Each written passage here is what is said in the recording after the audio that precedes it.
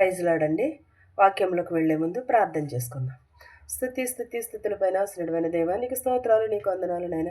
గడిచిన కాలం అంతే మమ్మల్ని కాచి కాపాడి సజీవ రెక్కలలో ఉంచినందుకు నీకు స్తోత్రాలు నాయన. ప్రభ విరిగి నలిగిన హృదయమును దయచే ప్రభ, మారు మనసును దయచే ప్రభ, రక్షణ భాగ్యమును దయచేయమని అడుగుచున్నాను నాయన. ప్రభ చూచుచున్న వారికి, వినుచున్న వారికి ప్రభ స్వస్థత దయచేయమని అడుగుచున్నాను ప్రభ. మీరుండి మాట్లాడమని అడుగుచున్నాను తండ్రి. ఆమేన్.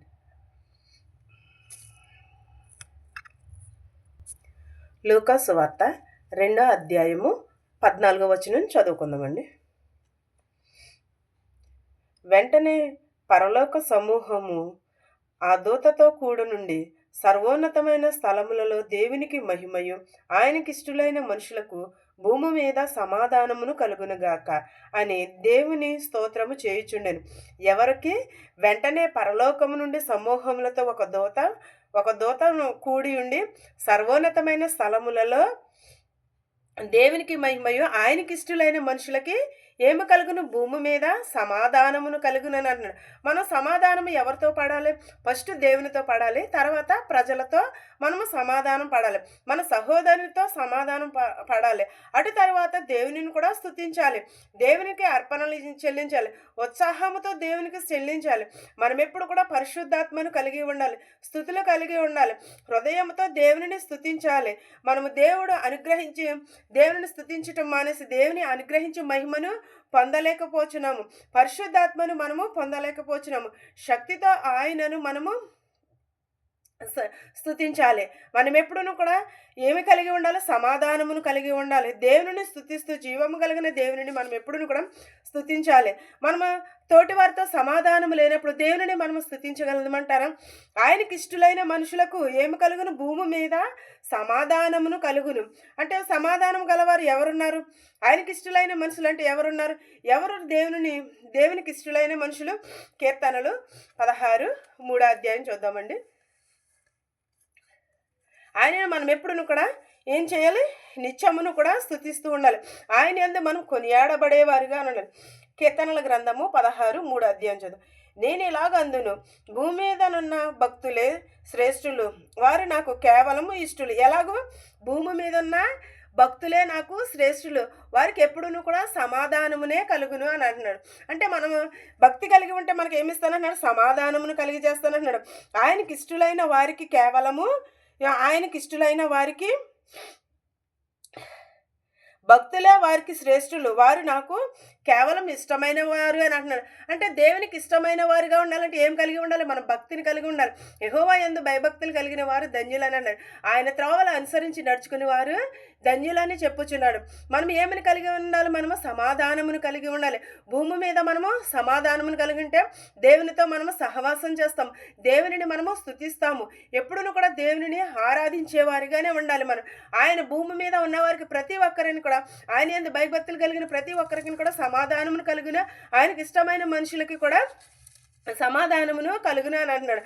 మనం సమాధానం పడాలంటే మనం రోజు ఏం చేస్తున్నాము? అది నెలలో ఒకటో ఆదివారమో, రెండో శనివారమో, ఏదో ఒక రోజున మనం ఏం చేస్తున్నాము? మనము ఆరాధన తీసుకుంటున్నాము. ఆరాధన తీసుకుంటున్నప్పుడైనా సరే మనం తోటి వారితో సమాధానం పడుతున్నామా?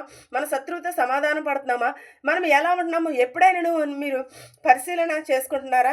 ఎప్పుడైనా దేవుని యందు మనము భయమును భక్తిని కలిగి ఉంటున్నాము?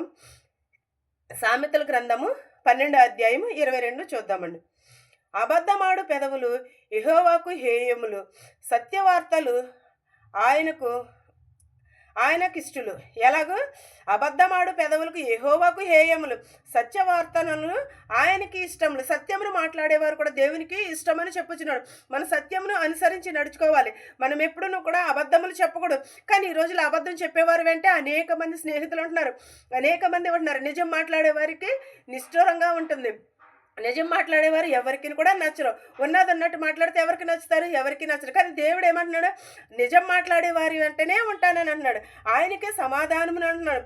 నిజం మాట్లాడే వారికి సమాధానం కలుగుతుందని అంటున్నాడు. మళ్ళీ దేవునికి కూడా ఇష్టమైన వారు ఎవరు? అబద్ధము చెప్పని వాళ్ళు, సత్యవార్తను చెప్పేవాళ్ళే ఆయనకి ఇష్టమని అంటున్నాడు. అబద్ధమాడు పెదవులను ఆయనకి ఇష్టం ఉండదు అని అంటున్నాడు. కానీ ఈ భూలోకంలో అయితే ఈ ప్రజలలో అయితే దేవునికి ఇష్టమైనది ఏమిటంటే అబద్ధం చెప్పేవాళ్ళు చాలా మంచివారు. అదే నీతిని, నిజాయితీని కలిగి దేవునిని స్తుతిస్తే మాత్రము ఎవరికీ నచ్చరు. ఎప్పుడు కూడా వారిని ఎలాగ అందామా, ఎలా హేళన చేద్దామా అనే చూస్తారు తప్ప గాని, కానీ ఎప్పుడును కూడా అబద్ధం చెప్తే వాళ్ళే ఇష్టపడతారు. కానీ దేవుడైతే అలా అనలేదు కదా! మనము ఈ మనుషుల కోసం కాదు, ఈ మనుషుల వైపు మనం చూడకూడదు. దేవుని వైపు చూడాలి. దేవునిని మనము సత్యముతో ఆరాధించాలి. నిత్యమును కూడా ఆయన భయభక్తులను కలిగి ఉండాలి. ఆయనకి ఇష్టమైన వారు ఎవరంటే భూమి మీద సమాధానం కలిగిన వారును. ఎవరు దేవునికి ఇష్టలు, ఎవరు సత్యవార్తలను ఆయనకి ఇష్టలు, అంతేగాని విశ్వాసం గలవారు ఇష్టలు.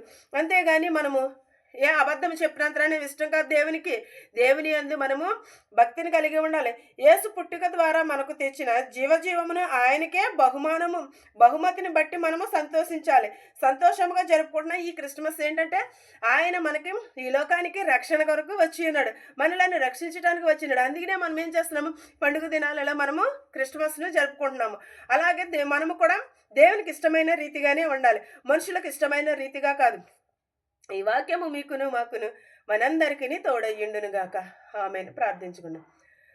స్తోత్రం స్తోత్రం సర్వోన్నత సర్వశక్తిమంతుడ కృపామయడానికి స్తోత్రాలు, నీకు వందనాలు. నేను విరిగి నలిగిన హృదయం దయచే ప్రభ, ప్రతి ఒక్కరికి రక్షణ భాగ్యం దయచే ప్రభ. పండుగ దినాలలో ప్రభ మమ్మల్ని సురక్షితంగా ఉంచినందుకు నీకు స్తోత్రాలు, నీకు వందనాలు నాయన ప్రభ. ప్రతి ఒక్కరికి ప్రభ జీవ కిరీటంను ధరించి ప్రభ, ప్రతి ఒక్క మనిషిని దీవించిన ఆయన ప్రభ, ఆశీర్వదించిన ఆయన ప్రభ. మా శత్రువులు మిత్రువులను దీవించిన ఆయన ప్రభ, ధనుకులనేమి వ్యాధులనేమి దీవించిన ఆయన ప్రభ. చిన్నవారు మొదలుకొని పెద్దవారు వరకు ప్రభ దీవించి ఆశీర్వదించమని అడుగుతున్నాం ప్రభ.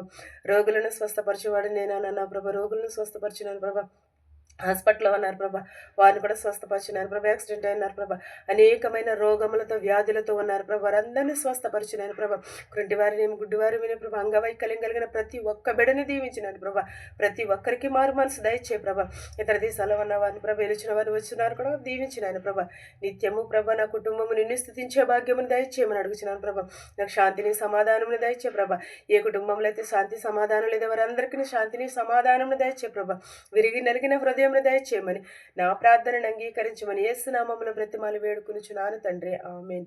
పరలోకమందున మా తండ్రి, నీ నామము పరిశుద్ధపరచబడును గాక, నీ రాజ్యం వచ్చును గాక, నీ చిత్తము పరలోకమందు భూవెందు నెరవేరినట్లును మా నిదినాహారం నేడు మాకు దయచేయము. మరణస్థులను మేము క్షమించిన ప్రకారము మరణములను క్షమించము. దుష్టు నుండి శోధన నుండి తప్పించుము. రాజ్యమును శక్తియు మహిమయు నిరంతరము నీవై ఉన్నావు మా తండ్రి. ఆమెన్. వినిచిన వారికి చూచుచున్న వారికి సదాకాలము నీ కృపతోడై ఉండును గాక. Amen amen. అందరికీ వందనాలండి.